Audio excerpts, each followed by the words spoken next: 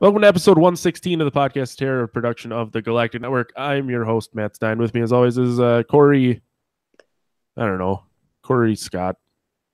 No one knows Corey Scott. I got nothing. I'm gonna try and get into this really quick instead of fucking around. This week we have. He's actually a really nice guy. Shocker. Everybody up to this point, complete assholes. This guy's really nice. We finally found a good one.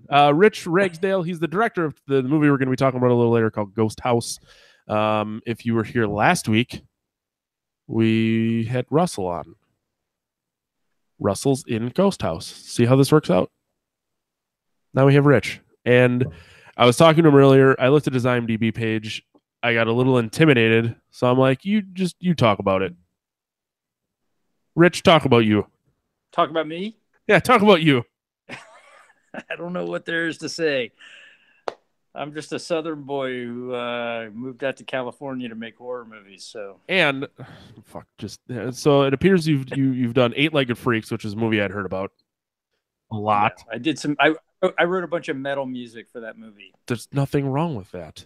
Not just for that movie. You've worked on a ton of stuff, like the Rerun Show, which I was a big fan of. Good Morning Miami. Yes. Like there's so many things that, as I go down the list of stuff that you've done, you worked on Will and Grace. A lot of the stuff, yes, music, King of Queens, like things that people would go, holy crap, that's a huge body of work of well-known stuff to be associated with, and then you parlay it into directing and writing, which is awesome. Shucks, man, I appreciate it. I went to music school. I came out to California to be a composer. So, I ended up working on a bunch of like sitcoms and doing video games and the occasional movie and stuff. And the thing about working in television, especially when I first started, was that you would get your summers off. So, you would have the summer hiatus So my brother and I started kind of screwing around and making experimental films just kind of for fun. And one of them went on and won a bunch of awards. And, it was like a little creepy little thing. And I was like, it's actually a lot more fun than composing for sitcoms. So we started, he and I started a production company. And ever since, like I said, we've been doing a bunch of music videos and we produced a bunch of features. And like now I directed Ghost House and, it's been a weird career, but it's been fun. So yeah, right before you showed up, Corey, he was like, "Yeah, I've been doing a couple of music videos. Have you ever heard of the band Chevelle?" Yeah. I was looking through the list of the music videos and stuff. I'm like, Matt's gonna know all of these bands. Yeah. We I have a very dark aesthetic, so a lot of times we get like heavy metal bands want us to do their videos. So, I mean, it's cool. I grew up listening to a lot of metal, so it was, it's always fun. I know a couple people who listen to this who may or may not be bands on Prosthetic Records. So if you need a music video, I know a guy. I'm sorry, say that again. I lost. A couple buddies their bands are on Prosthetic Records. Oh, nice. I'm like, if you need a music video, I know a guy. Yeah, I know. Yeah, we do a lot of them. Musicians are my people, so it's fun to do them. We speak the same language, so. You're much nicer than most musicians I've met, though. Oh, yeah. Really? I feel like most of the musicians I know are pretty cool. But, I was kidding. They're all sweet. Most of the musicians Matt knows are in his band. Kind of how it works, man. To California to become a composer. You came out to California to become a composer. I was a music major in Michigan, and I left Michigan to come to California to skip finals. So it didn't work out as well for me. Hey, man, whatever works. Yeah. You were going to ask a question, and then Corey kept cutting you off. I was going to ask what kind of music your band does. It's heavier music, akin to old The Chariot and Norma Jean. Oh, nice. Yeah. I'll see if you're familiar. Most people are like, I've never heard of those bands. I'm like, then you won't like it. Well, I know Norma Jean. I don't know The Chariot. But... So the first Norma Jean album, the singer left to start The Chariot. Oh, okay, cool. So it's a lot of the same music, a little more chaotic. Nice. Hey, nothing wrong with a little chaos. Yeah, you have to. I can shamelessly send you that stuff too. Please. That's what we're all here for, right? Just to plug our side projects. Yeah. I have no side project. My I'll music is akin to Striper and Debbie Gibson. Striper. Oh man. There's nothing wrong with that. Sorry, Deborah Gibson. Wow. Oh, Debbie Pinson. That's a Simpsons reference. Let's see here. Corey, I see you're drinking Lipton iced tea. We forgot to do what you drinking last week, so we have to do it this week. Lipton iced tea. We didn't forget. You forget that we did it, but you did definitely we really do it? Yeah. Oh, yeah, you definitely. Boy, it's becoming a problem. Well, okay, we didn't forget it last week. I forgot we did it last week. So Corey, what are you drinking this week? I'm still drinking Lipton iced tea. I'm a very simple man. My needs are small. Shocker. Rich, I know you mentioned you're not a big drinker, but what you drinking? I just finished a glass of water, so you know. So you're in California though, right? Yeah, I'm in California. Isn't there like bans on drinking tap water there? Or water in general? No, California, we sell our raw water now. Yeah. Well, we were in the throes of serious drought, but I think that we're coming out the other side now. So. All right. We let the yellow mellow as long as we could. Sweet Jesus. Well, I'm glad you guys have water to drink and you're not going to die. That's a good thing. We'll see if it ever rains so what again. are you drinking, Matt? What was that? And what are you drinking, Matt? Oh, I have it's pink. This one's pink. It's New Glarus Cranbic. It's a cranberry lambic. And then when that's gone, because we all know how much I like to drink, I got a vanilla wafer porter. Ooh. Yeah, so I can be fat and drunk. Yeah, it's from a brewery called Mobcraft in Madison, Wisconsin. All right, Rich, we have to talk about literally everything you do because that's why you're here. Yes, sir. I kind of want to focus on Ghost House though, obviously, since that's what we all watched. Yeah. Well, it is so okay. So I have to stay, and we're going to start at the end of the movie. I really appreciate the fact that you sent over the featurette to us about how you made the Ghost World. Yeah. Because just watching it, I was like, oh, it's cool. Like some shit, but to like see a 10-minute explanation of how you made how you came up with the idea and then how you made the animatronic and you started it on fire and like the shit that you shot in your quote unquote magical garage, which might also be a sex dungeon. I'm not sure. I'm not here to judge. That really made it a little more real, I guess. Like it just seems so much cooler. So I want to tip my hat to you on that one. Well, thanks. I mean, the thing is, Ghost House is we endeavored to make a very like big feeling, big looking movie, but it's a very low budget movie. And so that's why I like sharing stuff like that because we had to kind of scrimp and come up with a lot of kind of cool ideas to sort of make the movie feel bigger and hopefully more exciting, more interesting. So we worked really hard on it. And so, like you say, I mean, I don't know. I think it,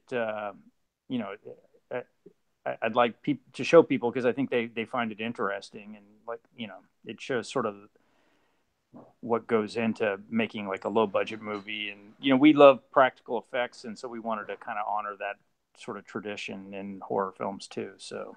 Yeah, and for being what you say low budget, it doesn't feel low budget at all. No, I was going to say the last week and this week. Last week we did Who's Watching Oliver. Both of them, I believe, take place in Thailand. Correct? Yeah. Yeah, and we're filmed there, and just are strikingly beautiful, just to look at. I don't know what's going on over there, if there's something in the film development, but everything just looks really amazing. So when you say low budget film, when you say independent film, it just doesn't feel like that in comparison to what you imagine an independent film to be like here in the States. It looks like it's at another level. Well, I mean, that was part of it. There was a conscious decision to shoot in Thailand. We actually came up with the ideas for the film, my brother and I, when we had gone over to Thailand. It's actually, some of it's sort of based on some things that happened to us while we were in Thailand. So that's where the kernel of the idea of like the ghost house graveyard and all that stuff came from. But it's a beautiful country and it's big and there's lots of really interesting texture and you can kind of point the camera anywhere and it looks cool. And then, like I said, we do a lot of music videos. So I think we have a team of guys that we work with all the time, and we've sort of developed a shorthand language for how to, maximize our production value. So, we worked hard on it, to make it not feel like, a low budget. Because like in America, if you have a small budget, the conventional wisdom is you go out into the woods, you find a cabin, you shoot everything in one location, and you save money by not moving around. And we did the opposite. We got to Thailand. We changed locations almost every day. It's a lot cheaper to shoot in Thailand, so that helps. Yeah, we have a friend, PJ Starks, who did the Volumes of Blood films, and the first one all takes place in this local library. And what they did is they did these individual stories that were all like people who hadn't worked in film before got to work on it with it and kind of develop the stories that went into it. But it's interesting to see how using the same location for 4 different stories and then a surrounding thing around it, how they were able to utilize that. But that to me is small budget independent film. What you guys accomplished is very, very different from that. I mean, I appreciate it. Like I said, we endeavored to make as big a feeling. I mean, the problem is like we still have all the problems that low budget films have. Like, there's no money to do reshoots, and you have a very tight schedule, and you have to shoot a lot of stuff very quickly, and so you're kind of when your production value makes your movie look that big, you're judged on this kind of like big Hollywood movie sort of metric by this, even though you're really creating a movie with the same resources of the movies you're talking about. So, and I feel like generally like horror fans kind of give low budget movies, they judge them on a different, there's a different sort of criteria. And so we're kind of in this weird middle area where, we have some of the same problems that low budget films have when we're making it. We had some of the same problems, but, we ended up with this thing that looks a little bigger than you would expect. I don't know. Does that make sense what I just said? No, absolutely. I assume how do you entice some of the people to be in the movie? I mean, Scout Taylor Compton, Mark Boone Jr., they're people who have pretty big experience already under their belts. So how do you get them involved in something like this? Well, we met with Scout like very early in the process. We have a casting director who's a friend of ours, and she was helping us cast the film. And Scout was, I think, the first person on our wish list, and she knew Scout. We went and met our casting director in a cafe, and she's like, "Oh, Scout, I know her," and just called her on the phone, and we set up a meeting with Scout, and we just got along great. And Scout had been to Thailand before. She loves Thailand, so she was really into it. And I mean, Scout is awesome. I mean, she's such a talented actress. We were really lucky that she agreed to do the movie. And Boone, we've known for a long time. I mean, he's in kind of our circle of friends, just somebody we know through friends and have worked with in the past. And so, it wasn't that hard to convince Boone to come out. And then James, who played the lead, we cast him at the very last minute. We'd actually had someone else cast in the lead, and it didn't work out. And we needed to replace the other actor with somebody. And we called a bunch of our friends. I was already in Thailand scouting locations, and a number of people recommended James. And he'd just done a film called Get the Girl with Scout, and Scout liked him. So it was like, cool, let's hire this guy. And James is doing really well. He was just on Stranger Things. He's in Westworld. He was on the Westworld. Taken show. Yeah, so he's on his star is definitely on the rise. So Yeah, we just got lucky with our talent. There's like cool people willing to do the project, you know. Just realized there was a Taken TV show. Yeah. I think they're going to do a season 2. So yeah, it comes Friday, March 2nd. Yeah. So well, on the subject of Boone then, and the fact that you've got a good relationship with him, I really want to see a continuation of the story of Reno. nice. Like I feel like there's more to that character that's like a John Constantine type of guy who's sort of the Mr. Fix-It for supernatural stuff, maybe in that era or whatever. But he just seemed very interesting, and there's something really rich that you can mine with him that I don't think got overplayed in this story. Yeah, and you know, I mean, when you spend some time in Thailand, there are these like sort of middle-aged or slightly older like white guys that move there from either from Europe or America. They're just live these pets and just want to like, you know, hang out in brothels and get drunk and, you know, live a debaucherous life on the cheap. And so that's kind of what inspired the character of Reno, you know, is that he would be like one of those guys, but he's in the underworld. So he knows all about all this dark mystical stuff. You know, it's interesting. Yeah. We've talked about sort of trying to continue the idea of Ghost House in Thailand and like, you know, keep maybe like Boone and Go-Go's character alive, you know.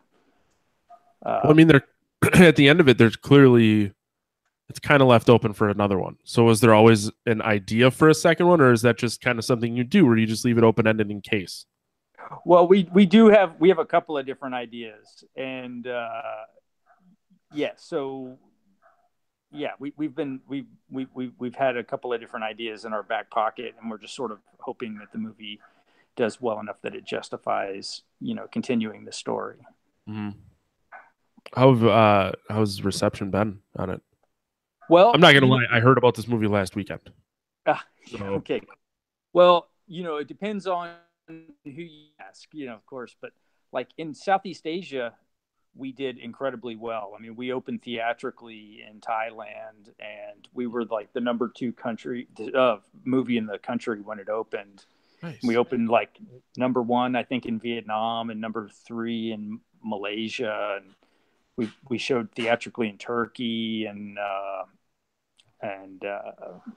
you know, some other countries too, all throughout that region of the world. Actually, right now we're in theaters in Egypt, and we've been in the first 2 weeks. We were in the top 10 movies there. So it's a small market, but still, you know, we beat Steven Spielberg's The Post. So that's fucking awesome. The only time I'll ever do that, but you know, hey, take it when you can, man. Yeah, internationally, we've had for the most part like a lot of success. In the States, it's been we made a much smaller splash. You know, we had one of those little like mini theatrical things, and they did the VOD release with like a DVD, and then we just came out on Netflix in January. And I mean, nowadays that's where everybody usually sees their low budget horror movies. So. Mm-hmm.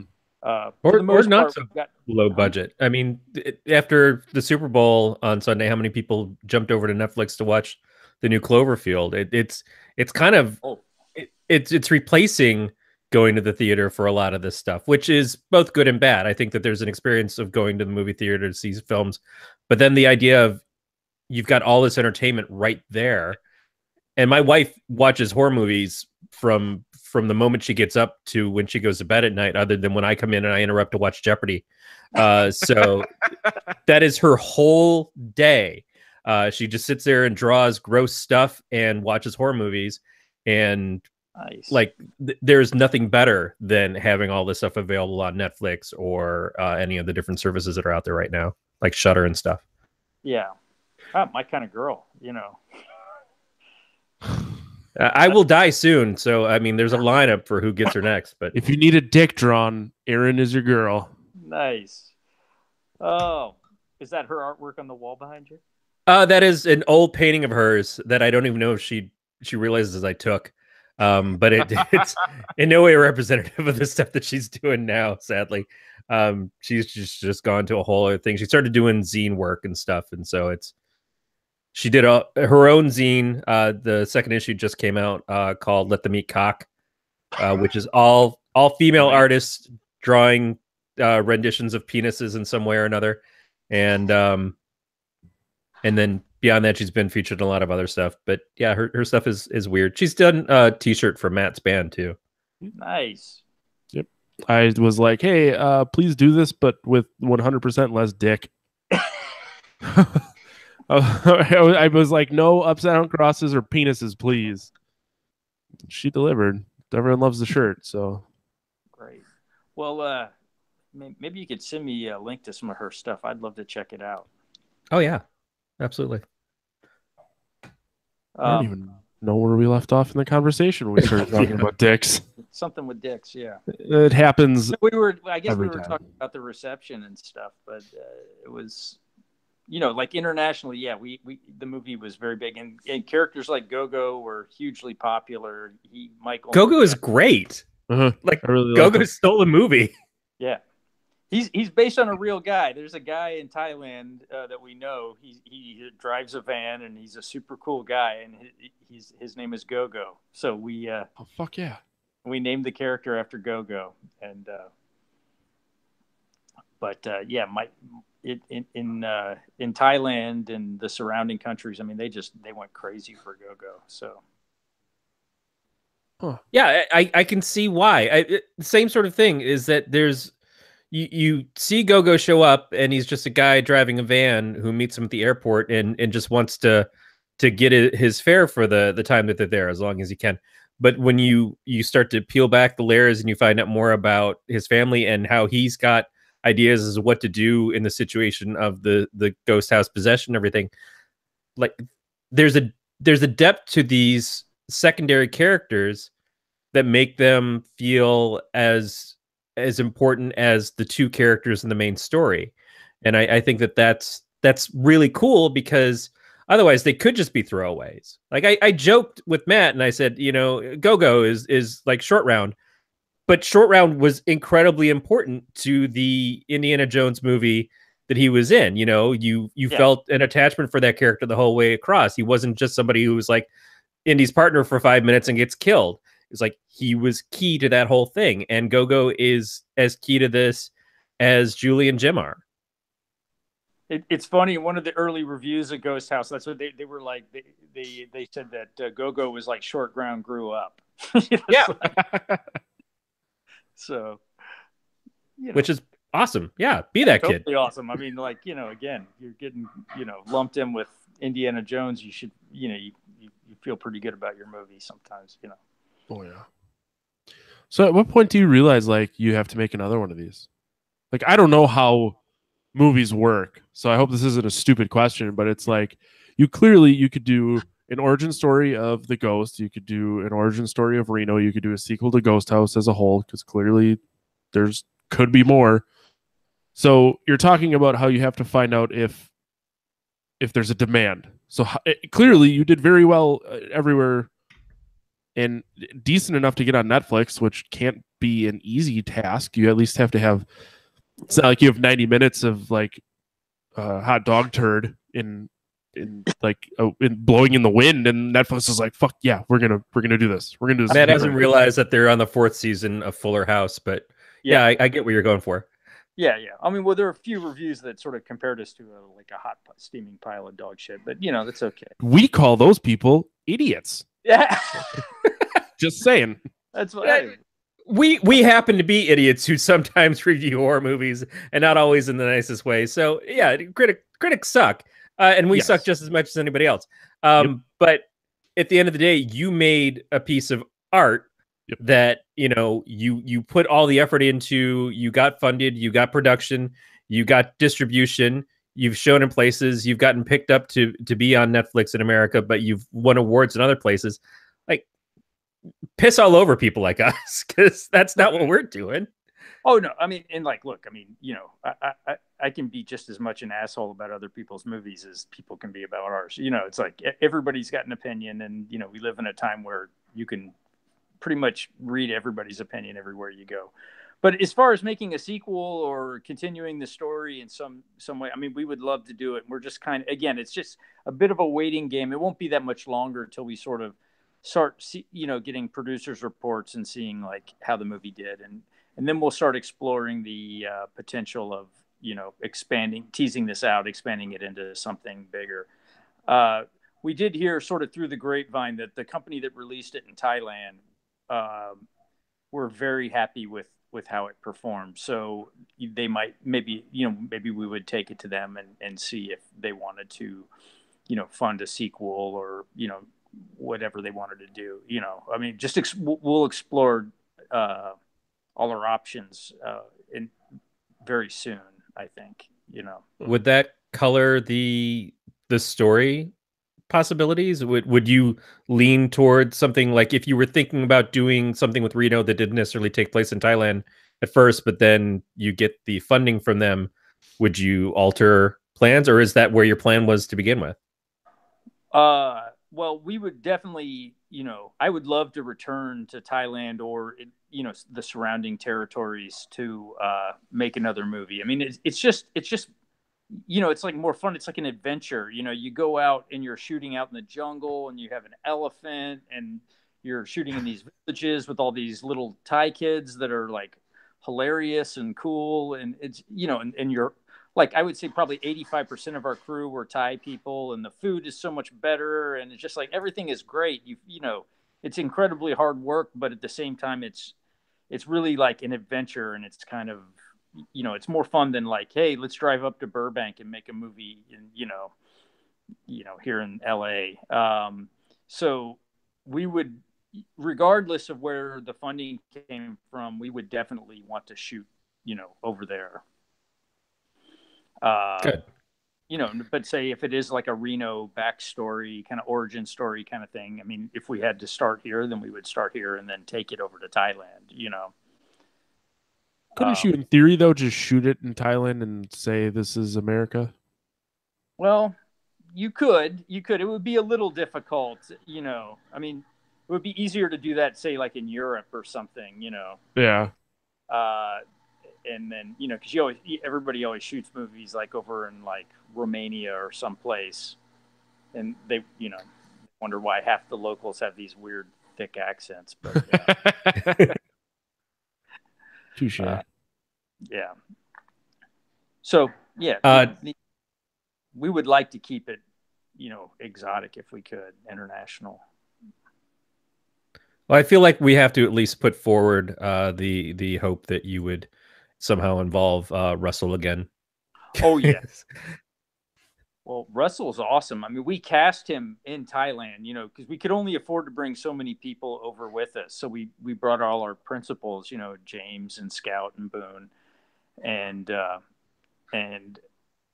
like just sort of our key crew members, my DP and a script supervisor, costume designer, and the guy that did all the prosthetic makeup appliances and stuff. So we brought probably a dozen people over to Thailand. Everybody else was a local hire. So that, like, all our crew, like our sound people and all of that stuff, were local. And then we had to, cast,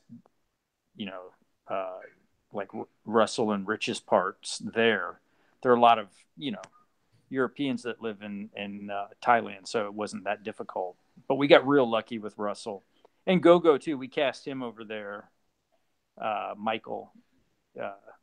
So we got very lucky with him. A lot of guys came in to read for Go-Go who had this great look, but their accents were so thick you could barely understand what they were saying. So then Michael came in.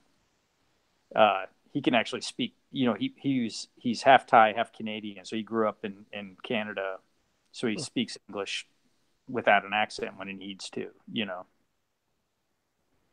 Yeah, he was great. I mean, we talk about the Go-Go character, but Michael playing him really is what sold us on it.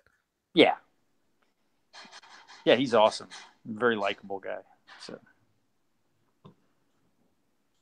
Is it now? If I remember correctly, Russell told us that he was originally supposed to have an American accent in that movie. No, originally it was written for Australians. We had written for the part was written because there are a lot of Australians come to Thailand because it's very close to Australia. But And because Australians are criminals. No, yeah, yeah, exactly. Hey, whoa, whoa, whoa. So but we met Russell, and I think Rich was a friend of Russell's, the guy that plays his cohort in the film. So. Yeah, but Russell's great, and he's I've stayed in touch with Russell a lot. We still talk quite a bit. Yeah, he talks about this movie as like he loved the experience. He felt bad about his own contribution to it. He said that he learned a lot about acting, not just after this movie, but because of this movie, because of being inspired by the people that he worked with on it and stuff, that he went back and he trained more. But he just seemed so excited to have been a part of this.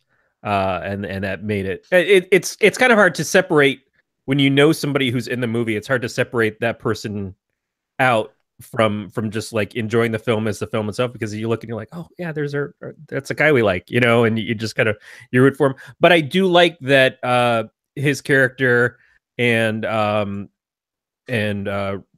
what was Rich?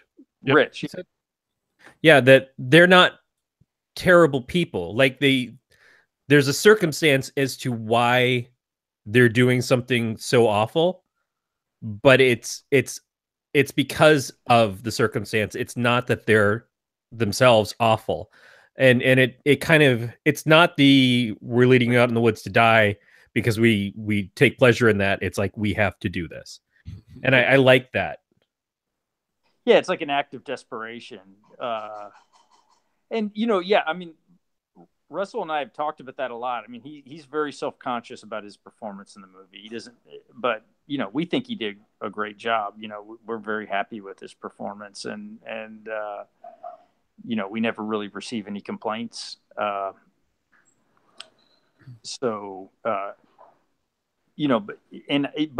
I do get that he was very inspired by, especially I think James. James is like very method, really intense in his his like approach to acting. It's like very like old school method, and Scout's sort of the opposite. I mean, she's just like this. She's like so talented. She just turns it on like a faucet, and then like you're getting ready to shoot this big scary scene. She's just like goofing around, like flirting with DP or something, and you call action, and she's just like screaming and freaking out, and then you just cut, and she's just back to like kind of flitting around and having fun. She can just that's amazing. Yeah, it's I really actually never really seen anything like it. She's a complete natural. So now you said you and your brother co-wrote this too. Well, we came up with the idea after visiting Thailand for a couple. And my brother's wife is Thai, and they had a kid, and we went over to Thailand, and we had a bunch of kind of like crazy experiences. We'd been there before, but this was the longest we had. This particular trip, we were there for a long time, and we experienced a lot of cool stuff and crazy stuff. And we came back here and sort of filtered that stuff through the idea of like turning it all into a film. And we were just like, this would be a great movie, and just chased it down. We ended up working with a couple of writers to help us really shape the script, but we came up with the big beats and the basic shape of things, So is the concept of like the Thai ghost house, is that like an urban legend over there, or where did that come from? Ghost houses, or sometimes people call them like spirit houses, they're everywhere in Thailand. I mean, you don't go anywhere and not see them. I mean, they're outside of banks. Everybody has one outside of their house. I mean, like basically bar none. I mean, just anywhere you go, there are these like spirit houses, ghost houses, whatever. People leave these little offerings in them, and they're not generally considered like a scary thing, although they're very sacred. You wouldn't mess with them, but there's this idea that if a bad spirit gets in one, it can be quite bad. So and then you have to get the monks out and all this kind of stuff. So we thought that was a pretty interesting idea. It had never really been featured in a Western horror film as far as we could tell.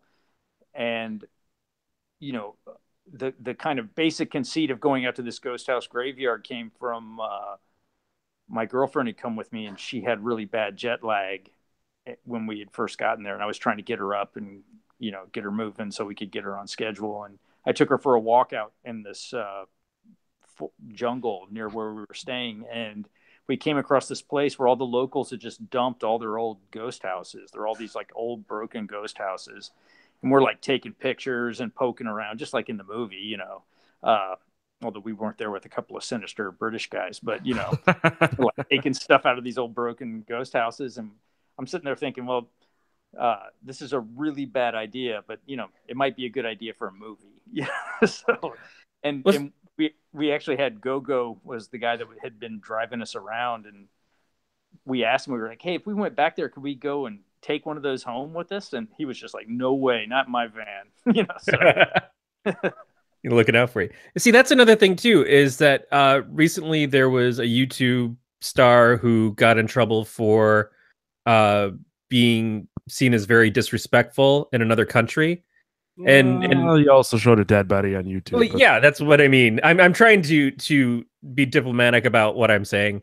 But like, I remember 20 something years ago when the guy got caned, when the American was getting caned because he did something. And then I think they did a Simpsons episode about it. But when you're in another country, that's always my worry, is that because cultures are different, because things that we kind of take for granted here, that they don't fly like that someplace else. Do you have any kind of worry about, are we doing something disrespectful? Are we doing something that's going to get us in trouble with the authorities, that kind of thing? When you're doing an independent film, I can't imagine that you have the same luxury of the lawyers and stuff you'd have on a Hollywood movie. Sure. So what happened? Well, I'm sorry. Well, that's just it. You were saying like you thought about taking some of that stuff back, not meaning you were looking at it as doing something disrespectful, but just it looked like stuff that people just got rid of. And, you know, if I'm out on the street and someone has tossed an old dollhouse, and my expectation is, well, they got rid of it, so it's probably okay for me to just take it if I want to take it home and do something with it. Which sounds really weird to say, but yeah. But in this case, there's something deeper to that for their culture that you being outside of their culture wouldn't have known. And that's sort of what the whole crux of the movie is. Yeah. Well, I mean, so yes. And, you know, the thing is, like, we love Thailand, and, you know, like, part of our family is Thai at this point. So we don't want to do anything that is like, you know, unintentionally disrespectful or anything. And so when we went to make the film, I mean, one of the things is you have to get permission to make the film in Thailand. You have to send the script to the, you know, like a cultural, they actually translate it into Thai, and there's a sort of cultural attaché or something that they run all this stuff by. And then they decide if, you know, and there are certain very strict rules, like you can't show any pictures of the king. The king is a very beloved figure over there, and you can't show Buddha in a certain way, and all these very specific rules, you know. And, you know, our script was approved, and then on top of that, I would say about 80% of our crew was Thai. You know, and matter of fact, I had an AD who was Thai, and he was the best AD I ever had. I mean, he was really great. And but he was frank. You know, if we ever had anything that seemed like not right, you know, that could be offensive or what, you know, he would tell me straight up. So I feel like, you know, there are a lot of Americans, I think, that, or not a lot, but there's some Americans that'll probably look at our film and be like, oh, this is, I don't know, cultural appropriation or whatever, or just insensitive. But, you know, the movie was a big hit over there. I mean, the Thai people are not offended by the film, and we tried to be as respectful as we could. I mean, really, the idea is like when you're in Thailand, you see a lot of tourists. They're just like assholes, you know. It's embarrassing to see, you know, these, like, you know,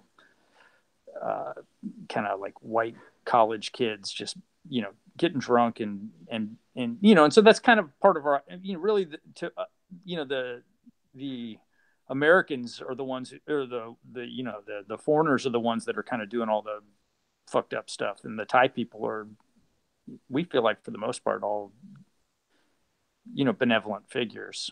Yeah, I'm an American sports figure, so it's going to be okay for me to steal this stuff from your shop, and no one will say anything to me because look who I am. And it's like, no, you're nobody, and hell, even if you were very, very important, you're still an asshole, and we got laws for a reason. So why do you think it's okay to break them?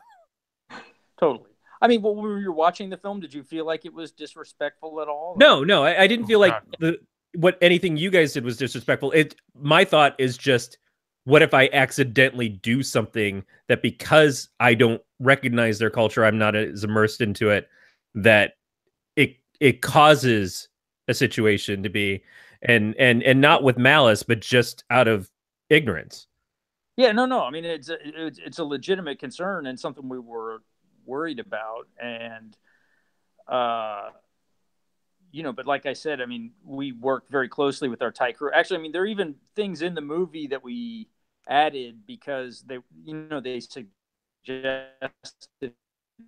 I mean, we were designing the ghost. I was already in Thailand location scouting, and the guy that was building all the prosthetics would send me pictures, and I would send him back notes and stuff, and they did their first makeup test with the ghost on our actress, and I showed it to my Thai crew, and they were like, cool, but they were like, you should give her really long fingernails. And I was like, well, why is that? And they're like, well, back in the old days when someone died, they would leave the body out for people to come, from far away, relatives to come and mourn the person before they buried them or cremated them or whatever. And so even though they were dead, their fingernails would continue to grow, so that in their legends, all the ghosts have long fingernails because the bodies would sort of lay around for a while before they, interred them. So we were like, that's a cool detail. We'll keep it. And we put it in, and it also makes for like kind of an iconic thing, Yeah. No, and that's the other thing too, is that your ghost was very iconic. Like at this point in time, when we're starting to recognize more and more characters in movies that are the antagonists, the spirits or whatever, things like The Conjuring and Annabelle and stuff, is that your ghost stood out, had a very strong, significant look, that as you're watching it, every time she appeared, you kind of hungered for those moments. You waited for those moments to happen. You anticipated them, and you wanted to see that more and more. And I think it was cool how it wasn't utilized a lot until the end, and the end was like really up the ante of everything that you were kind of anticipating throughout the movie. Cool. I mean, I'm glad you guys think so. We tried. Yes, that was definitely the goal, was to make to have a cool. I mean, like my brother and I, we grew up watching horror movies, and so the monster or the ghost or whoever, they're always the most interesting character. It's like, with the exception of like Jamie Lee Curtis or something, you don't tend to remember who the hero was, but you remember Jason, you remember Freddy, you remember Chucky or whoever it is. You always remember the bad guys. So you want to have somebody that's memorable. So people remember the final girl, but you build a franchise around the Freddy Krueger. This is true. Yeah, well, I mean, it's like the villains. I mean, historically, I mean, villains are just more interesting than good guys. Good guys are less complicated, and the bad guys get all the good lines or get all the cool costumes or whatever. Well, you're also, if you're going to see a horror movie, you're going to see the kills, and then the killer is the one who's going to be in all the most interesting parts of that movie. So I have a somewhat off-topic question Sure. that came up by me creeping on your Facebook page. How was Helvet? What's that? How was going to Helvet in Oslo? Oh, that was awesome. I mean, it's also a very painful thing for me because this project, we've been trying to develop a sort of Lords of Chaos style project for a long time. And that was really the movie I really wanted to make. And we just couldn't get any traction with it. We had some legal issues and stuff. And it got sort of abandoned. And in my heart, I always wanted to make the Norwegian black metal movie. And Jonas Ackerlund just filmed it. It just came out at Sundance this year. And, so I'm very excited to see it, but I'm a little sad because I really wanted to make a movie about that. If you're listening and you're not sure, so Helvet was a record store that's guitar player from Mayhem, Euronymous. Yeah, he opened. And I recently found out that he wanted it to be so dark in there that you had to browse records by torchlight. I'm like, well, that's not a fucking terrible idea or anything. You're gonna burn the goddamn place down. But so now that it's reopened, is it like normal in there, or is it still weird and dark?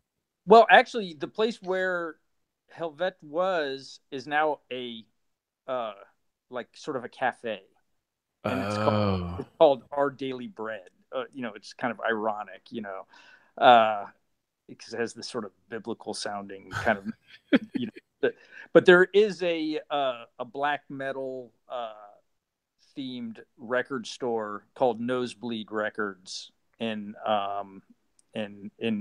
Oslo now, and you can go there and they have like a bunch of the old Mayhem cassette tapes and stuff in a glass case on the wall, and I never understood Mayhem as a band. Like, it's not good to me. So for me, the story is not so much about the music, but it's about the scene. And holy fucking shit, I'm like halfway through, not even halfway through. Last podcast on the left did a Norwegian black metal series. So I just kind of started listening to that. I mean, I knew a guy who was like, just thought Mayhem was the fucking kitty's titties. And he would play it, and I'm like, what? I don't think most people listen to Mayhem because they're like a great band. I think it's more, they're interested in the mythology behind the band. Yeah. The story is intense. I didn't realize like their hatred for Napalm Death and some of the American thrash metal bands because they're not real metal. And well, I mean, there were the like what. This is all pre-internet, but before, they would like in zines and stuff, they would flame each other, just like the Swedish metal bands and the Norwegian bands and stuff. They would just like, threaten to kill each other and badmouth each other. Or like Debbie Gibson and Tiffany. Yeah. Yeah. She'll not. Yeah. Thanks, Corey. We're talking about Mayhem and Debbie Gibson. Yeah, Mayhem, Debbie Gibson. Anyway, but it's such a great story. I mean, it's like Shakespearean, and it's like kind of scope that story. So I'm real curious to see the movie. Oh, I'm a little jealous. I've always wanted to go over there. Haven't made it over there. Yeah, Corey, let's go. You and me. Mandate. Yes, I should definitely go to another country and watch you fawn over bands that I've never heard of and drink to a stupor where you forget who I am and sell me for more beer money. You already know how it's going to pan out, so now I absolutely do. If you don't think that I haven't mailed letters to 3 different news reporters waiting for the day when I wind up missing.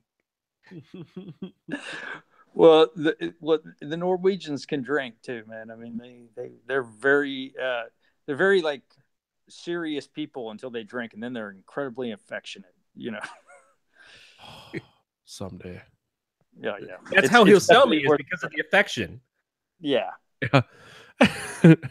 You could buy the chubby one. He's good to cuddle with. Not my first time being auctioned off, actually. Oh, jeez. We're going to get into some dark times in Corey's life if we keep this up. It sounds like you guys' relationship might make a decent film too. So we actually have only met once. Yeah, I went to San Francisco back in May for work, June for work, and that's the one time we met. We were together for like 2 hours. Nice. I didn't kill him. Yeah. Too many witnesses. Yeah, That's true. met in a nice, brightly lit public place with lots of people. Yeah, we met down on the wharf, so there's a lot of people around. Yeah, yeah. A lot of people going down on the wharf, actually. Mm. Heyo. Heyo. What else? What else do you do? There's so many things that you do. It's really hard to pick one to talk to you about, or you have done. What do you have coming up Well, outside of hopefully another ghost house? well, my brother and I are working on a couple of different projects. They're in very nascent stages, so it's a little tough to talk about them. But I did a short film for Fox, actually, that was part of a series of short films they're producing, and I did it last year, and not much happened. And I just got an email from them. They said something exciting is going to happen, and we're going to tell you in March. So. Thanks for the They blue won't tell balls, me, Fox. but it turned out pretty well. It's a fun little short film, and I saw some of the other ones, and they're pretty good. Actually, some of them they aired around Halloween as like commercials for M&Ms on American Horror Story. Three of them, and they produced I think like 20 or 15 or something. I did one of them, so Damn. That's actually really awesome. Yeah, Now I have a reason to like watch commercials on Fox. What's that? So now I have a reason to watch commercials on Fox. Yeah. Well, I'll let you know what they say. Please, so, yeah, but, please do. But yeah, so I'm I just got that news yesterday actually that there's something mysterious that's going to happen, and they're going to at least announce in March. So, but that and I'm up for a couple music videos. We'll see if I get them, but and then like I said, my brother and I were developing actually a series idea too. So, like we met today with a writer and we're working on that. So, what is holy shit? You did a sword video? Oh yeah. So I was going to ask you what your favorite music video that you've worked on was. Well, my favorite one, as far as how it turned out, was probably I did one for Sean Lennon and Charlotte Kemp Mull's band called "The Ghost of a Saber-Toothed Tiger." Sean Lennon being like John Lennon's kid, obviously, and the video is called "Animals." I shot it on 35, and it's very psychedelic and 60s and weird and drugged out, but the sword video was fun to do because I really liked the sword before I got the gig. They sent the song and I was like, I must get this gig. So I like all that doom stuff like that, and the sword are very fuck. I got a buddy of mine's in a doom metal band. Well, it's blackened doom. Blackened doom. So it's like super slow and then 3 minutes of blast beats in a 9-minute song. So I don't like doom metal. I actually got a couple friends in doom metal bands. I'll send you all the shit when we're done. Yeah. I like just to show again the difference between Matt's taste in music and my taste in music. Sean Lennon, I was really into this band that he was in for a brief time called Chiba Motto. Oh yeah. They just broke up. I've never heard of them. They were great. Yeah. They were on his label, so Chimera Records. So, I just did an animated music video for his girlfriend is Charlotte Kemp Mull, and she's a really talented musician. And I did a music video for her new band called Uni, like the sushi, like UNI, and it's all hand drawn animation. So, so if it's all hand drawn, how do you come into this? I drew it. Oh, you drew it. Wow. Okay, I didn't know you could draw too. I don't mean to like short sell your abilities. I didn't. Holy shit! Rich is a goddamn Renaissance man. Well, it's like yeah, I don't know. And if you're not watching this, you cannot see the terrific beard he's donning either. I've been working on it a while. Hey, I'm falling in love over here. So play your cards right, and we will continue to live thousands of miles apart. Which is just basically he'll sell you as soon as he has the opportunity. You want to go to Sweden so I can sell you? Yeah. Hey man, that's what I'm here for. Team player. Yeah, the Uni video is it's all hand drawn animations done very much in like in a 1970s kind of like almost like if Schoolhouse Rock went really really wrong, you know. Is that video out already? Yeah, it's out. It's on YouTube. It just came out like maybe a month or two ago. If you look, it's called Mushroom Cloud is the name of the song, and Uni is the band. And you know, it's got an animated Donald Trump fucking a missile, and you know, dancing. How can you tell that from the real one? Oh my God! So clearly, I think we're all in the same thought pattern here on our current president. Oh, there he is. Yeah, I imagine so. Yeah. So this weekend, because I love my wife, once a year I go help her in her rabbit rescue at a an animal expo in Milwaukee. That's where I got stuck. It was 3:00 in the afternoon, and a drunk lady walks up to me and sets her beer down. And jokingly, I was like, "Nah, you didn't have to do that. Like, thanks for the beer, but I'm working here." And she's like, "Ah, whatever. You look thirsty." Fast forward, and she goes, "You know what I like to do? I like to pop popcorn and watch the news because Donald Trump is the best president ever, and everything he does is awesome." And I looked at her and I said, "Or he's a douchebag." And she just stared at me and she goes, "You goddamn millennials." And I'm like, yes. I said, "Whatever, lady." I'm like, "Go home. If you're trashed at a pet expo, you got to get your fucking life together." Hey, there's dicks. Dick missiles. I'm probably related to her, so it's a... Man, she's a... Please don't be like related to her. Not even a semblance of just showing some decor of, well, you were so kind to bring me the beer. Let me just say, yeah, our opinions might differ. No, he's a douchebag. Well, you know what? At that point, so this pet expo is a very long weekend. It entails me leaving work early. It is me and 2 5-foot-tall women. So I have to do all the tall person stuff and all the heavy lifting. So by 3:00, I'm fucking tired. The last thing I want to do is lie to some little old lady who's drunk when I want to be drunk about our president. Yeah. This is a fucking great video. Sorry, I'm watching Donald Trump ride a missile while his face is being peeled back. I gotta send this to Jack. A friend of ours who's the host of a Simpsons podcast likes to call Donald Trump a cunt on their show a lot. Oh, and he hasn't been arrested yet, so he's got that going for him. Well, you know, one of the drawings in this looks like the Lou Reed character Mock from Rock and Rule. Have you ever seen that movie? I have seen that movie. It may not be a total coin. I won't say one way or man. I you know, like I'm a big fan of 1970s like animation, like heavy metal and the Pink Floyd The Wall movie and all Ralph Bakshi stuff, you know, like Fritz the Cat and Heavy Traffic and all that. So how do you feel about Cool World?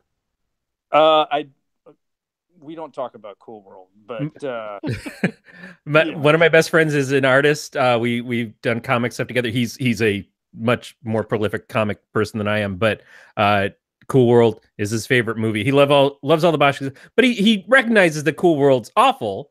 Yeah, but he totally loves it because it was probably, you know, in the age of when he saw it, was a huge deal. And it's like me and Xanadu. Like Xanadu is my favorite movie.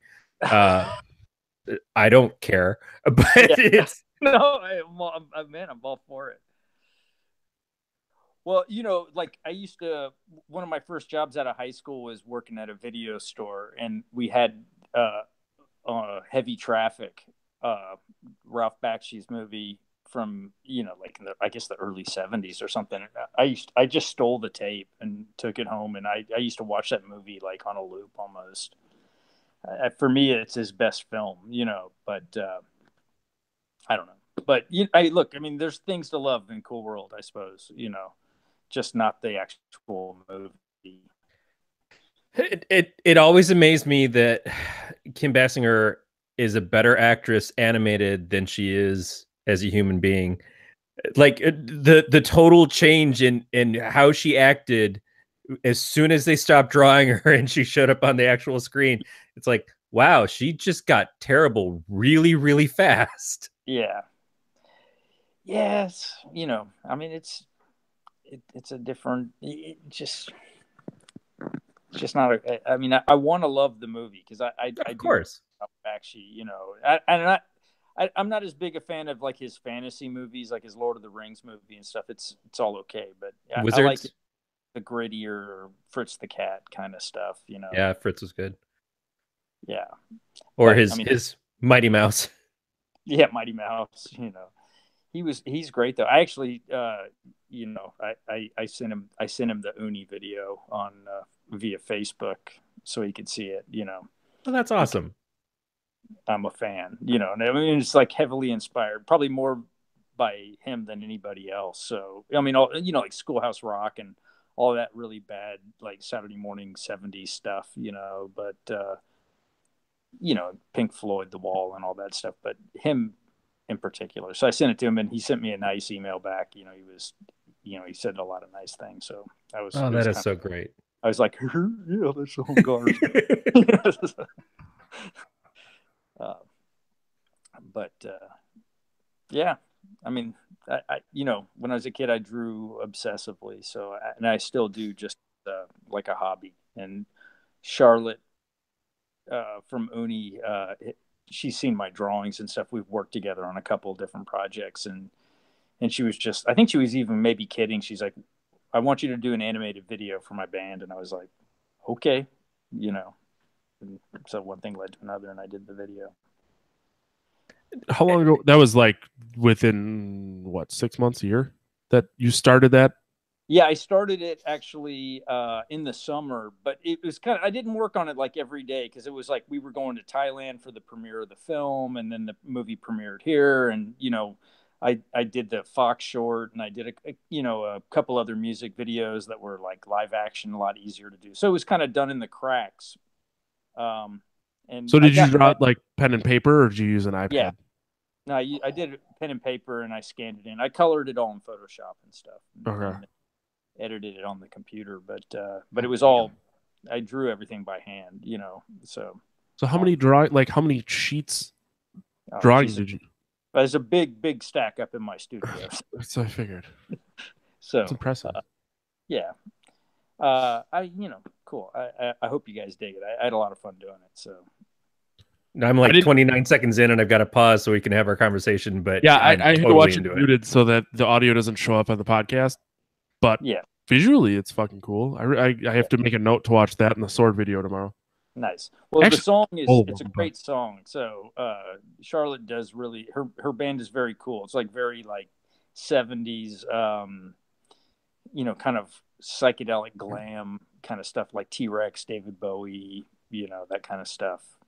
Hmm. Yeah, they're great. So I'm excited. I this is probably going to go into my rotation because that is kind of stuff that I like. cool. Shocker. Well, 70s music, man. We always go back to the music from our youth. That's true. I listened to a lot of Cold Chamber last week. A lot of weird memories to fucking Cold Chamber. Oh, well, you know. Here's the part of the show where Matt reminds me that I'm 100. That was when that was that. It was like one of the first times I went on tour. We stopped at a gas station.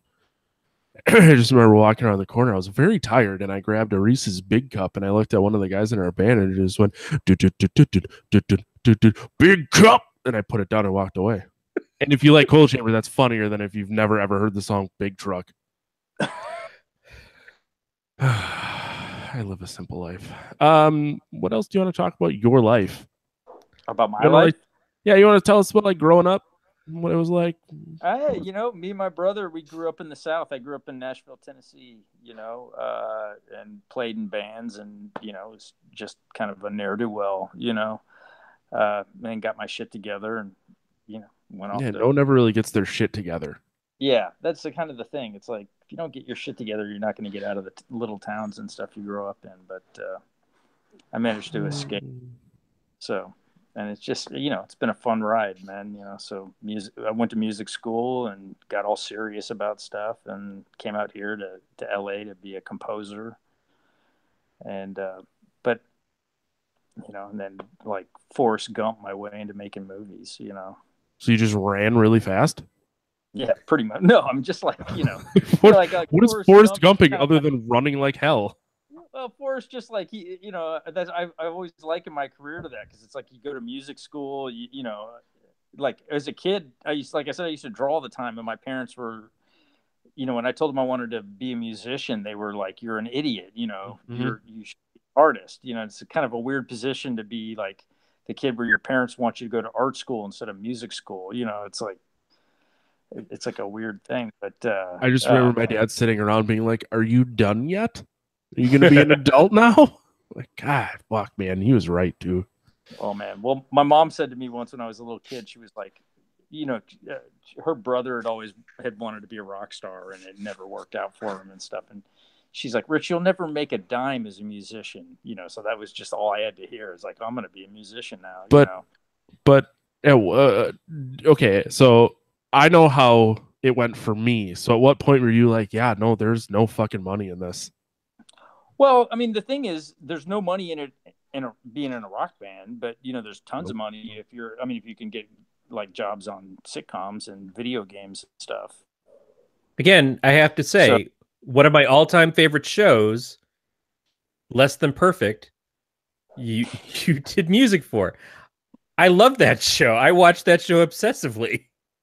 Wow. Yeah, you and I think like 7 other people. Yeah, I know, but it's real popular. Like Zachary Levi is going to be Shazam now. He's going to be in a DC superhero movie. And he came from that show. It had such a great cast. I was addicted to that show.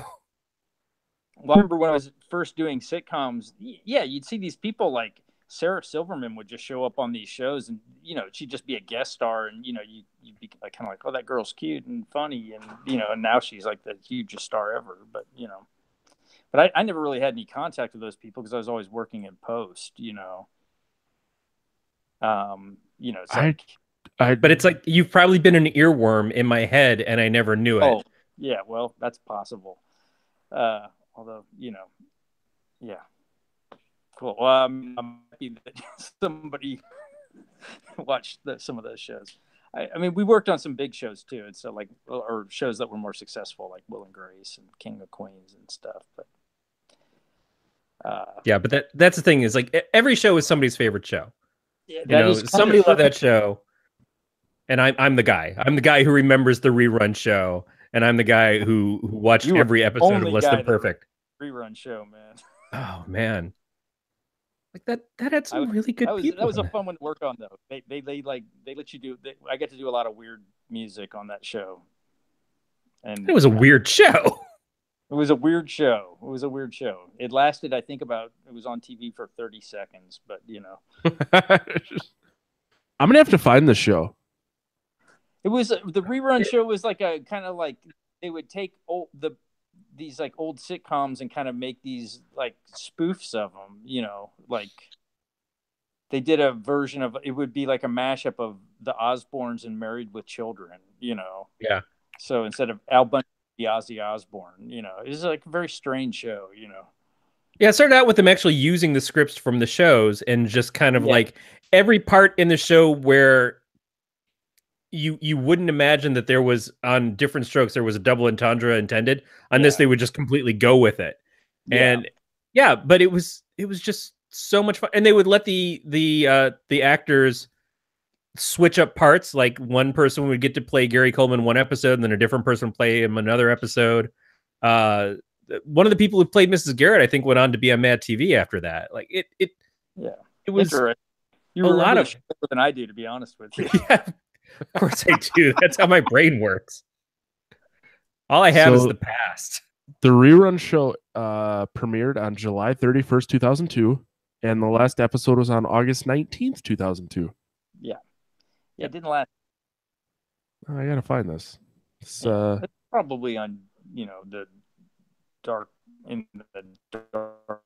Yeah, I'm currently on the dark corners of the internet trying to obtain it. Yeah, well, keep your expectations low. You'll have fun. Oh yeah, but I'm a big fan of like Tim and Eric. Oh, okay. So I feel like it sounds like this might be kind of in the same wheelhouse of comedy, or yeah. let me rephrase that, because I don't think anyone does anything like Tim and Eric, but like the weird outlandish shit that most people just don't fucking understand. Well, I mean, it definitely was kind of like one of those. It was one of those shows where you're like, "How did this ever get on the air?" You know, I mean, Right. who greenlit this? You know, it was a That weird. guy probably lost his job when this was on TV. Yeah, I mean, you know, it was so long ago. It's just kind of like a fuzzy, vague memory for me at this point. But I reread an article the other day about Savage Steve Holland and how he did Better Off Dead and One Crazy Summer, and then couldn't get work because those movies that should have been huge and were huge on HBO and in video stores, but they just couldn't be successful. And you just think, how does Savage Steve Holland like disappear into obscurity and wind up doing Nickelodeon and Disney shows for the rest of his life? Because those movies were genius. Eek the Cat was a genius cartoon. Yeah. And it's like sometimes it's just that Hollywood doesn't know how to market something, or the audience isn't ready yet for that thing. And then years later, they go back and like, how did we miss this? Like, you get half a season of Firefly. It's not because the show wasn't good. It's because fucking Fox didn't know shit to do with it. How do you really feel, Corey? Yeah. I mean, I'm totally there with you with the Steve Holland stuff. I mean, you know, I love his sense of humor, and he's also an animator. You know, he had all that animation and stuff in those movies. It's just like fun, weird, off the wall kind of stuff. And you know, like Better Off Dead, half the movie the kid's trying to kill himself, and you know, yeah, it's like some grim, funny humor, man. You know, it's just like I don't know, but yeah, sometimes these guys just they remain kind of cult figures. They can't quite break. And there's through. nothing wrong with being a cult figure. No, well, I mean, again, aside from Newsweek or People Live by Matt, but just in general, there's nothing wrong with having a small audience that absolutely loves you over a large audience who likes your shit for a little while and then completely forgets it the next day. Yeah. I mean, I agree. I actually think that guys like that tend to have much more longevity, really. I mean, people remember them, you know, because, you know, the people that it appeals to will love it for forever, you know, they'll, you know, whereas, you know, whoever directed, I don't know, like the new Annabelle movie or something might be a good director, but it's probably not as memorable because it's, you know, one in a series of films, and the style is already codified and stuff. So you're not gonna remember it more than any of the other films. Yeah, or be the guy who directs the middle movie in the new Star Wars trilogy. Yeah. And like you make a great spectacle of a film, but people are just so happy to shit all over it that you're going to always be looked at as a failure because you only made $1.2 billion, but you got beat out a couple weeks later by Jumanji for 5 weeks straight. It's like, oh yeah, I'm sure sucking it up, all this loss. It's like, yeah, but you take that same person and you let them do their dream project, the thing that they love, and you get rid of the interference and you just let them go for it. And they probably make something that's mind-blowing to, again, a much smaller group of people, but that group of people will be talking about that movie for the next 30 years. I would like to point out, since Rich so generously mentioned the new Annabelle movie, the director also directing Shazam. Oh, far out. Taking it back. I mean, I'm sure. I mean, I actually just saw the latest Annabelle movie. I thought it was great. Yeah, I thought it was quite good. Actually, it was very well done.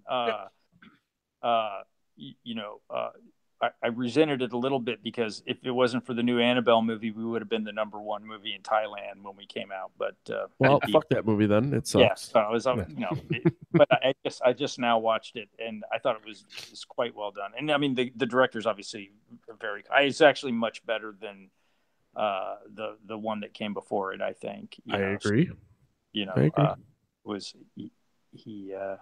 he really understood how to sort of build like suspense and tension. It was good. I think it's super weird. So it's this I sort of pulled that out of my ass because I just watched it. But it's, it is, like the one thing about, I think, directing something that's in a franchise like that is that, like, I don't think you are given the kind of freedom or the opportunity to sort of to put your own stamp on it. Yeah. You don't get to go in your garage and film cut up chicken hearts. He's done like a bunch of horror stuff and then Shazam. No, that's cool. Which I think is a little odd, but yeah. No, good for him. That's cool. Well, I mean, a lot of horror guys get kind of, you get pigeonholed and stuff. I mean, some of us, like, if I got pigeonholed making horror films, I'd be perfectly happy. But well, the guy who created the Conjuring stuff and Insidious and the Saw stuff, James Wan is doing Aquaman over it for DC. Mm-hmm. So it's cool if you're a person who's worked with James Wan on his horror stuff. You're like, yeah, I'll do this Annabelle movie for you. Then James like, yeah, let me help you get over here, and then you get to do Shazam. I mean, make that DC money. Yeah, James Wan also producing the new Mortal Kombat movie. Wow. Which I'm very excited about because I'm a child. and Mortal Kombat, definitely kids game. Uh-huh. Yeah, oh yeah. I met George Romero once a long time ago. Some friends of ours had produced one of his last, zombie movies. And, I mean, I'm a big fan. I'd seen all his movies when I was a little kid. And he said that he was saying that, like, in his heart, he would love to direct like a movie like Sound of Music or something, but no one will ever, no one will allow that. Yeah, no one will hire him to do that. And he goes, so if I want to make a movie, I have to call him up and be like, hey, I got this idea for a zombie movie, Yeah. So it was a little sad, actually, I actually co-wrote a comic with John A. Russo, who was the co-writer on Night of the Living Dead. Yeah, right on. Cool. How was it? He doesn't know me from Adam, but it was like he knew the girl whose comic it was, and it was actually a character that Levi had helped develop with her. So Levi was doing the art, and John had just given him a loose plot-based thing for the comic to do, and he couldn't figure out how to script it, so he had me do it. So I get a writing credit with the guy who co-wrote Night of the Living Dead, which is just crazy to me. Totally. Wow, that's super cool. But yeah, I don't know, I'd be perfectly happy to be pigeonholed as like a horror guy as long as I get to keep working, Yeah, and that's what Russell was saying last week. He's like, he's just excited to keep getting work. He just he wants to keep acting. He wants to eat, but I can't think of a genre that to me feels more rewarding than horror. Like, I understand that there are hardcore sci-fi people and everything, but it just seems like sci-fi, you really have to get it right.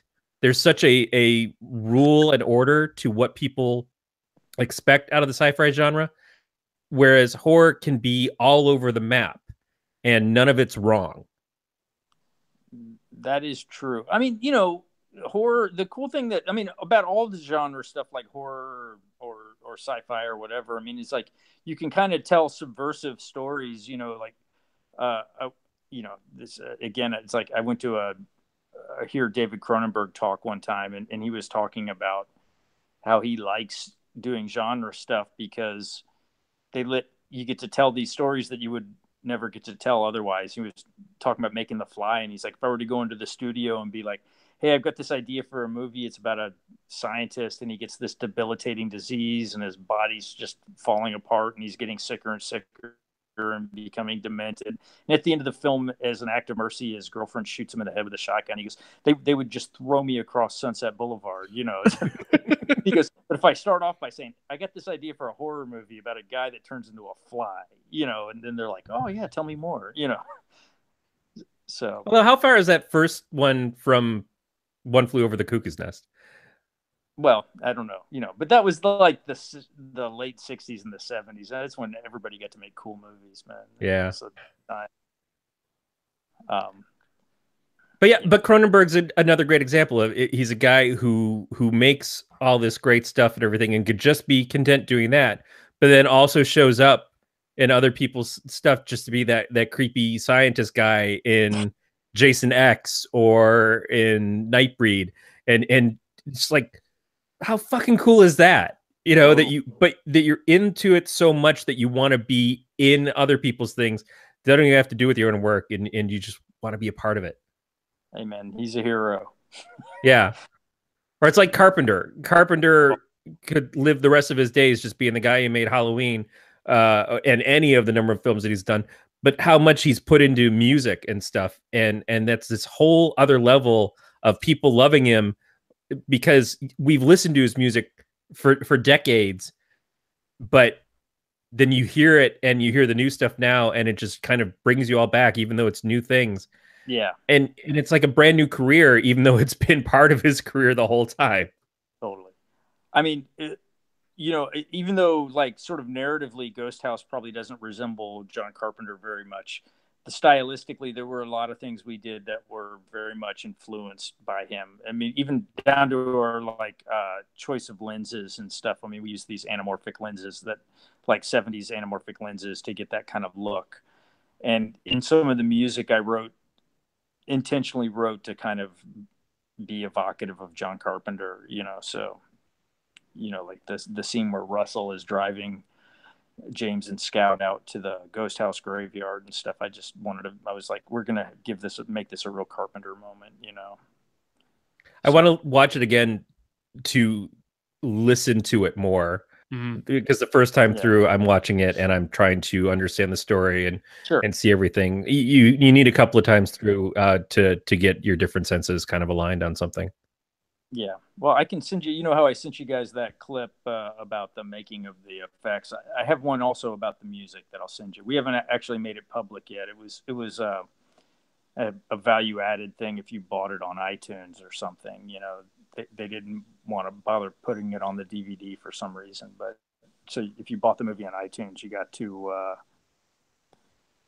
see these little video clips. But we're slowly sort of releasing them to the world, so I'll send it to you guys. You guys will get a little advanced peek.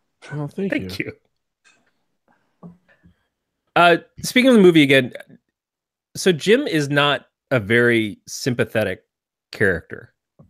He's kind of he's supposed to be the kind of hero of the movie, but while he's the protagonist, he's not someone that you can just like, because he does so many dickish things. And then even when he's in the midst of being heroic, he just doesn't go far enough in his love for his fiance.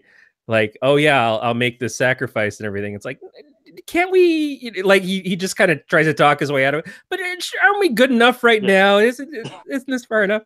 Was that intentional? Was that just kind of how the character developed? Well, I mean, it was intentional in a way. I mean, again, it's kind of like gets back to the 70s. I mean, there are a lot of these guys, and like the protagonists in the 70s films are sort of, they're not the like sort of typical Hollywood, just like, generic, like good guy boyfriend kind of thing. I mean, and like we caught a little flack from it. Maybe it was the wrong idea, but we wanted to have this arc where it's like this guy is basically, a guy. He's not really he's not the like doting perfect boyfriend kind of thing. And he has to,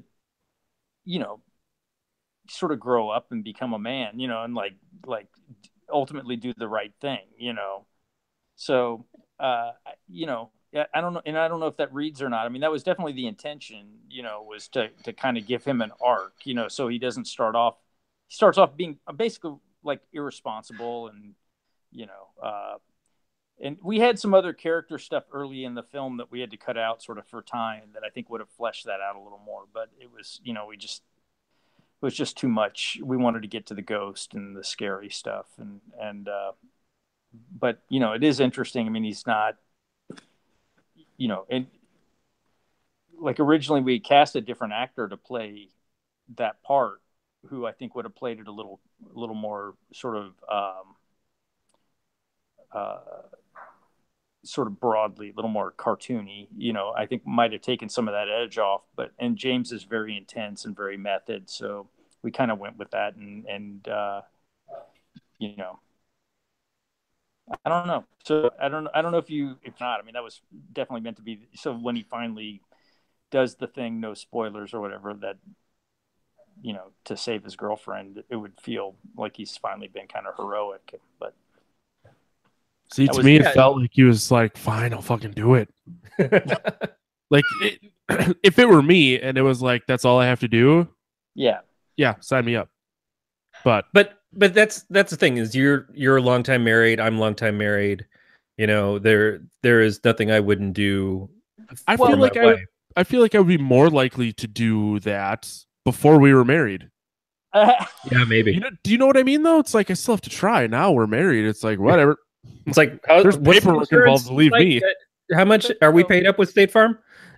Like, our thought also was like, if somebody tells you got to do this thing, like basically mutilate yourself, and maybe you don't still 100% believe any of this stuff. You're not sure if any stuff is true or not. That's kind of the idea, is that, like, I don't know. For me personally, because I draw and play guitar and all this stuff, it would be very difficult. It is a sacrifice. As a drummer, I'm worried about my legs. Like, what happens if I fucking break my femur or some shit? So, but losing a finger, that wouldn't be that. Yeah, totally. Worse. So maybe maybe that came from a personal place. With my brother and I are both musicians. We both play guitar and stuff. But that makes perfect sense, though, hearing that as the explanation for it. But so that was our intention. Hopefully it reads. I don't know. There are a couple of things in the film that I wish read a little better, but I mean, all in all, though, I'm very proud of the movie. I mean, I feel like we did, as good a job as we could. No, you absolutely should be, and I think it does read well because it makes him not perfect. Yeah, that I don't want to see the perfect people up on screen. Not all the time. There's something for showing heroism, and in kind of movie that you're going for that, it would make sense. In this movie, yeah, I mean, the whole thing starts out because she's already having a fight with him about the way that he's acting, and she's giving him everything, and he's kind of just treating her not horribly, but like kind of an afterthought compared to what he wants to do or his fun or his needs. And you're right. The arc for him is going through this and putting her ahead of him finally at the end to get to that point of like, is she more important than what I feel or what I need? Yeah.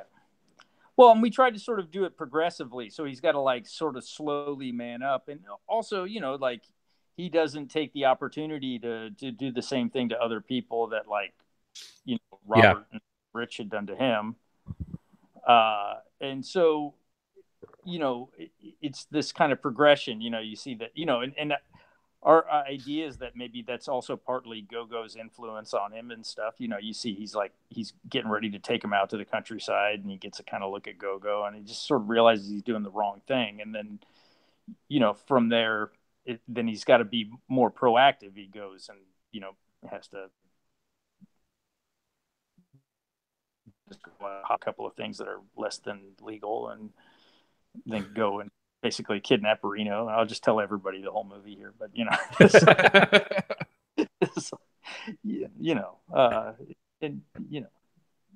so that it's a progression, it's an arc. It's not just like he's, like a lot of times in movies, the protagonist almost always seems, it's just like for them, it just like they'll always do the right thing. It's just figuring out what the right thing is. Whereas in our movie, there's maybe a little ambivalence at first, I don't know.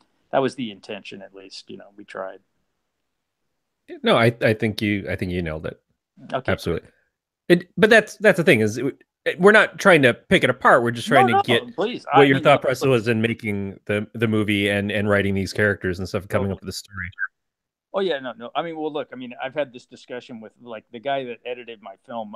He and I are very good friends, but we basically almost beat the shit out of each other daily, having these kind of arguments, or like the discussions about the film and sort of, how much to play into this or play, you shape performances and stuff, So I'm used to these conversations, and I mean, I enjoy it. So and like I said, I think the film turned out well, so I don't regret anything. But there's definitely a lot of character stuff that it's not quite the way that most like Hollywood movies would do it, I guess. Right. And it may have a deleterious effect on how people experience our movie. If they're expecting that kind of thing, they may not like the movie as much. Character, I don't know, just try to do something a little different, but still keep it in this context. It's not this just like like weirdo art film or something. I mean, we wanted to make it very accessible and commercial, but at the same time, just try some different things. And that was one. Yeah, I thought it was a really fucking good movie. So thank you again for making it. Well, thanks for watching it. We really appreciate it. Actually, we really appreciate all the support. We worked hard on it, and we're a little movie, so any way we can get the word out it's good. Yes. Well, Rich, thanks again for coming. It was an honor to have you. I really appreciate it. Yeah, you can watch Ghost House on Netflix, and you can contact us by leaving us a voicemail at 805-328-3966. You can email us at pot@gncast.com, or you can leave a message on our website. We're on Twitter, Facebook, and Instagram at Podcast of Terror. You can subscribe to this podcast via iTunes, Stitcher, Google Play, or any of your favorite podcatchers. All subscription links and options can be found at gncast.com/subscribe, and you can follow the entire network on Facebook under the Galactic Network. Rich, where can people find you, everything you're doing, everything you're going to be doing? Well, you can follow, you want to check in on all the latest Ghost House news. We have a Ghost House Facebook page, obviously, and I'm on Facebook, I'm on Instagram, Rich Ragsdale on both of those. So, look me up, hit me up. Awesome. If you like Ghost House, let us know. If you hate it, if you don't, keep your mouth shut. Yeah. If you haven't seen Ghost House yet, it is available through Netflix. Otherwise, you can also get it through Amazon Video. If you go through our link, if you go to amazon.podcastofterror.com, that helps out the show a little bit. But also, sounds like it might be a reason to go to iTunes if you have that as one of your options, because you might get some extra stuff there. Yeah, that's there's true. 3 kind of behind the scenes videos, that one with designing the ghost, one with the sequence that you saw with the ghost house, building the world, and then one about the music. So they're all yeah. Corey, where can people find you? You can find me watching reruns of the Rerun Show. Just wasting away. Or else you can go look at the comics that I help write with my friend Levi Krause, and all the other stuff that he has been publishing. Go to don'taskcomics.com. And if you're interested in my wife's artwork, as we were talking about earlier, you can go to arthag.com or look her up on Instagram, hag_attack, and see a lot of penises. Awesome. You can find me on Twitter, Instagram, and Untapped at Matt the Lifeguard. Next week, we're going to be doing the Incantation with Jude Wacko. That's another fun of Wrestles. Eventually, we're going to run out of Russell's friends. Then I don't know what we're going to do. I don't know what we're going to do at that point. We'll figure it out. But thank you very much for listening to another episode of the Podcast of Terror, and we will talk to you guys next week. Stay scary, everybody.